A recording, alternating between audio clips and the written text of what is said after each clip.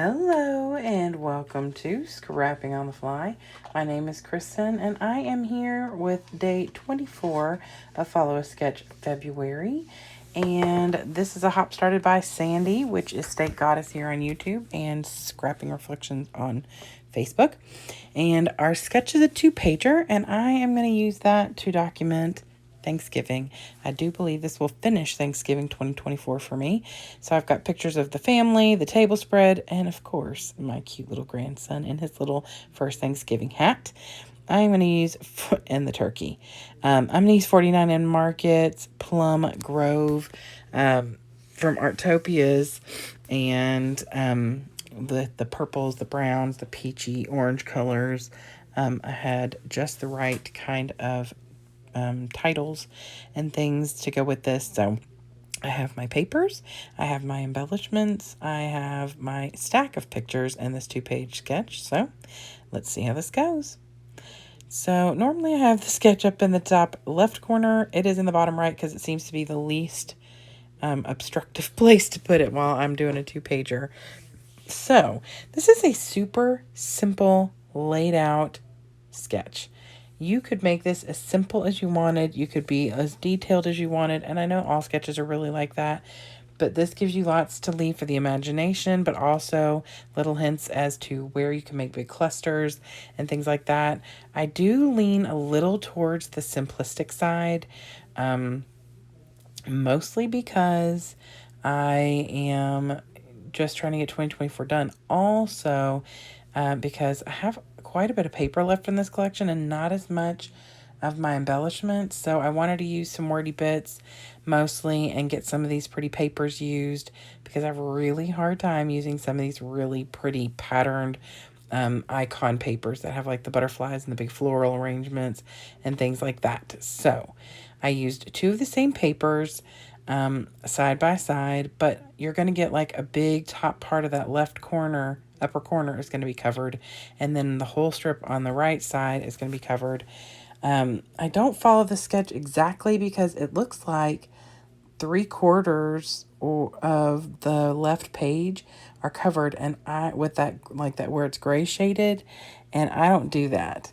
So what it looks like is they've taken a 12 by 12, cut, like 4 inches off or 3 inches off, put the full 12 by 9 on the left layout, and then the 3 by 12 over on the right layout.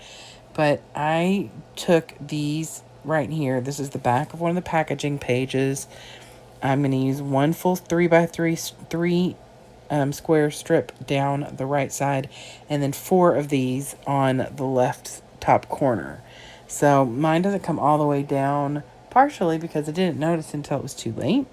Okay, no, that's just really the only reason, because I didn't notice till I'd already attached the long banner down there. It's fine. It is perfectly fine. Had I noticed that before, sorry, that was my chair. My chair makes the craziest sounds. Had I noticed it before, maybe I would have taken a really lovely, very well-designed paper and put that down. But I hate using those papers and then having them covered. So I used a big piece of that pretty purpley colored paper with the florals to make these little banners over here, the fishtail banners, because then they're actually predominant on the page and not buried underneath stuff. So what I did was I took a double-sided paper, of course. One side was green, one side was orangey peach, and I used that 112 by 12 to mat all of my pictures.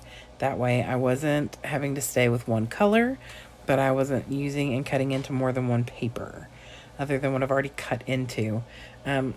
This Plum Grove, I have quite a bit of paper still,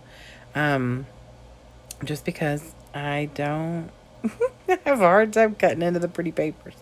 But like I've mentioned many times before, especially this year, that is my goal, is to start using the papers that I have hoarded. And 49 Market, there are a lot of them. So you all can hold me to what I need to be doing, because that's my goal.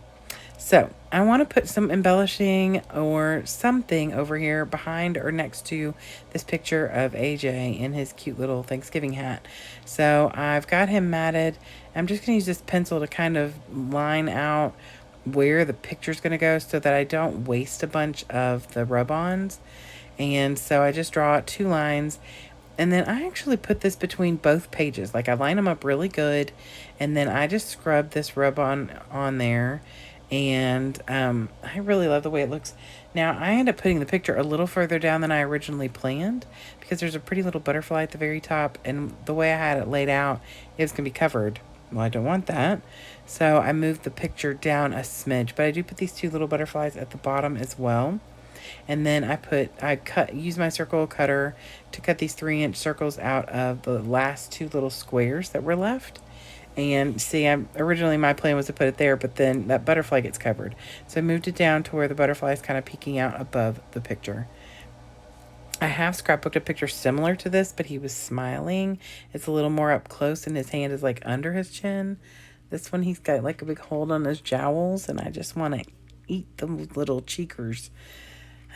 Anyway, so I was looking for another picture to finish this layout out because I think I originally decided I was just going to do one side, but I need 2 more layouts for Thanksgiving to even out my book because I already have 2 layouts.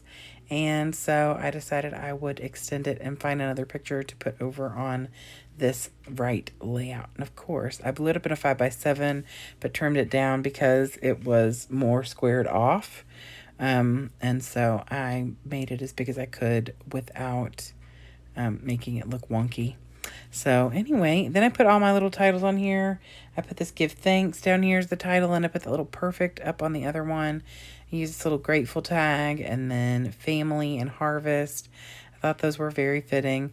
I have a bunch of other things I could have used on here. Other embellishments, tags, things like that. But I really felt like when I got done with like the basics of what this sketch called for, that it was really, really a lovely sketch, and it really turned out well.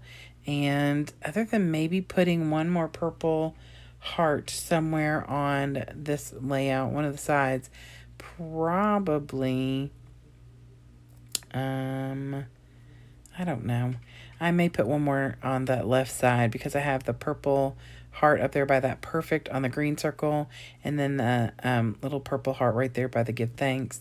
Feels like it needs one more, but that's the only colors of the hearts that I have left is purple. So anyway, here's the sketch again. I hope you'll go check out everybody who's hopping along with Follow Sketch February. I know there is great inspiration in that playlist. Lots and lots of people participating.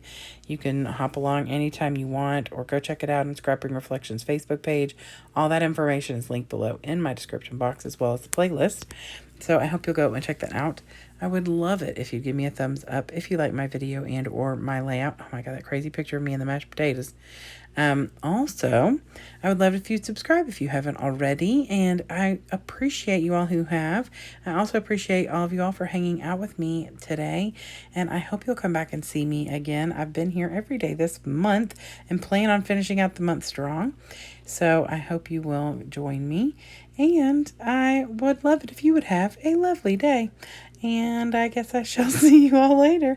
Have a great day. Hope you get a chance today to do something you love with someone you love. And happy scrapping.